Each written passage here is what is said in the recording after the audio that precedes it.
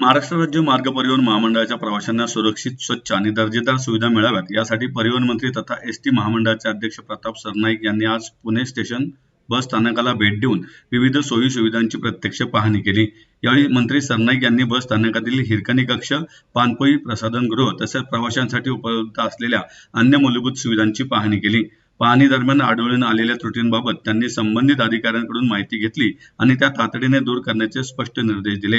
बस स्थानकाची स्वच्छता, प्रसाधनगृहांची स्वच्छता व देखभाल, पिण्याच्या पाण्याची उपलब्धता तसेच महिला प्रवाशांसाठी आवश्यक सुविधा यामध्ये कोणतीही कमतरता राहू नये याबाबत त्यांनी अधिकाऱ्यांना विशेष सूचना केल्या। यावेळी मंत्री सरनाईक यांनी बस स्थानकातील काही प्रवाशांशी थेट संवाद साधत एसटीच्या बस सेवेबाबत त्यांचे अनुभव जाणून घेतले। प्रवाशांना येणाऱ्या अडचणी, बस सेवेची गुणवत्ता आणि उपलब्ध सुविधांबाबत त्यांनी प्रवाशांकडून थेट अभिप्राय घेतले। एसटी ही सर्वसामान्यांच्या जीवनाचा अविभाज्य भाग आहे। प्रवाशांना चांगली बस सेवा देण्याबरोबरच त्यांना स्वच्छ आणि सन्मानजनक वातावरण उपलब्ध करून देणे ही महामंडळाची जबाबदारी आहे। स्वच्छता हा प्रवाशांचा मूलभूत अधिकार आहे, त्यामुळे स्वच्छतेच्या बाबतीत कोणतीही हयगय अथवा निष्काळजीपणा खपवून घेतला जाणार नाही, असा निर्वाण्याचा इशारा मंत्री सरनाईक यांनी संबंधित अधिकाऱ्यांना दिलाय। आता असं वाटायला लागलंय की काही ठिकाणी न जाताच माझा दौरा मी आयोजित करावा, जेणेकरून दररोज बऱ्याच ठिकाणी स्वच्छता पण चांगल्या प्रकारे होऊ शकेल। हे खड्डे वगैरे जे काही आता 6-8 महिन्यापूर्वीच बुजवले गेले आहे, डांबरीकरण केले होते, ते आता उखडले गेलेले आहेत। म्हणजे 6-8 महिन्यामध्येच रस्त्याचं काम ठेकेदारानं जे केलेलं आहे ते निकृष्ट दर्जाचं हे सिद्ध झालेलं आहे। मी स्पष्टपणे सांगितलेलं आहे, सूचना दिलेल्या आहे की 6-8 महिन्यापूर्वी जर डांबरीकरण केलं असेल आणि एस टी महामंडळाच्या खर्चातून ते केलं असेल तर त्या ठेकेदाराला ताबडतोब काम करून देत नसेल तर ब्लॅकलिस्ट करायच्या सूचना मी दिलेल्या आहेत। अस्वच्छता फार मोठ्या प्रमाणात आहे। मी येणार म्हणून काही स्वच्छता त्यांनी केलेली आहे, परंतु हे योग्य नाही, कारण शेवटी आम्हाला महामंडळाच्या खिशातून काही करायचं नाही आहे।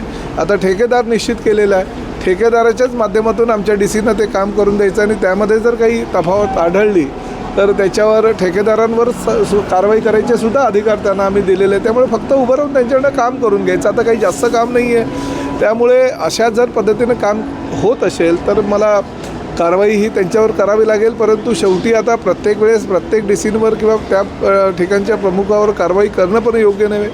1-2 संधी त्यांना उपलब्ध करून देऊ आणि त्याही दरम्यान जर त्यांनी असंच जर भूमिका त्यांची ठेवली तर निश्चितपणे काहीतरी ठोस कारवाई मला करावी लागेल। स्वच्छतागृहाच्या बाबतीतसुद्धा तीच परिस्थिती आहे।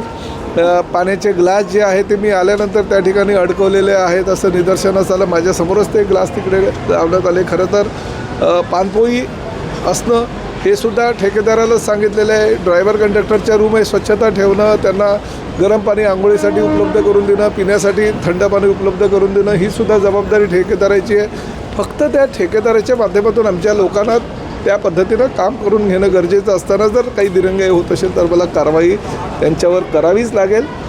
परंतु शेवटी काय की प्रत्येक ठिकाणी अशी कारवाई करत गेलो तर शेवटी कर्मचाऱ्यांनी, अधिकाऱ्यांमध्ये वेगळ्या प्रकारचा रोष निर्माण होऊ नये म्हणून 1 संधी किंवा 2 संधी उपलब्ध करून देईल, परंतु तिसऱ्यांदा जर मात्र अशाच पद्धतीनं काही त्यांच्याकडनं चुका घडल्या तर कारवाई त्यांच्यावर करणं अटळ आहे। सर, राज्यातल्या अनेक एस टी स्टँडवर खड्डे पडलेले आहेत, तसेच रस्त्यांवर खड्डे, अनेक गावांमध्ये विद्यार्थ्यांना जायला एस टी बसेस नाहीत, अनेक व्हिडिओ सोशल मीडियावर येत आहेत। याच्या ज्या काही गोष्टी विद्यार्थ्यांच्या बाबतीत तर आम्ही हेल्पलाईनच दिलेली आहेत। काही ठिकाणी मला असं वाटतं की विद्यार्थ्यांनी व्हिडिओ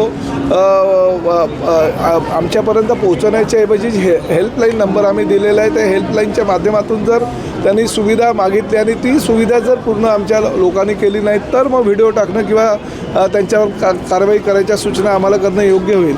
त्यामुळे त्या हेल्पलाईनचा वापर जास्तीत जास्त विद्यार्थ्यांनी करणं गरजेचं असं मला वाटतं। दुसरी वस्तुस्थिती आहे की अनेक एस टी स्टँडवर जे काही खड्डे आहेत ते पडलेले आहेत ते बुजवण्याच्या आणि दुरुस्त करण्याच्या सूचना मी दिलेल्या आहेत, जसं आता ह्या ठिकाणी सूचना केलेल्या आहेत। परंतु ही वस्तुस्थिती नाकारता येणार नाही की खड्ड्यांमुळे फार मोठ्या प्रमाणामध्ये दुर्घटना तर होतच आहे, परंतु आमच्या महामंडळाच्या एस टी बसेसचं पण मोठ्या प्रमाणात नुकसान झालेलं आहे। त्यामुळे पुढील भविष्यामध्ये ह्या एस टी महामंडळाच्या सर्व ज्या जागा आहेत, डेपो जे आहेत, स्टँड जे आहेत, त्याचं काँक्रिटीकरण करण्याचं एक मास्टर प्लॅन आम्ही बनवलेला आहे आणि लवकरच त्याला आम्ही या पुढल्या पावसाळा गेल्यानंतर सुरुवात करणार आहोत। मी स्वारगेटच्या एस टी स्थानकाची पाहणी केली होती आणि तुम्ही म्हणताय तर स्वारगेट आणि शिवाजीनगर मी ताबडतोब माझ्या अधिकाऱ्यांना सूचना देतो आणि अशा पद्धतीचं दुर्गंधी आणि घाण असेल आणि प्रवाशांना जर त्रास होत असेल तर निश्चितपणे त्यामध्ये सुधारणा करून जर चुकीच्या पद्धतीने कोणी वागलं असेल तर त्यावर सुद्धा कारवाई करण्याचे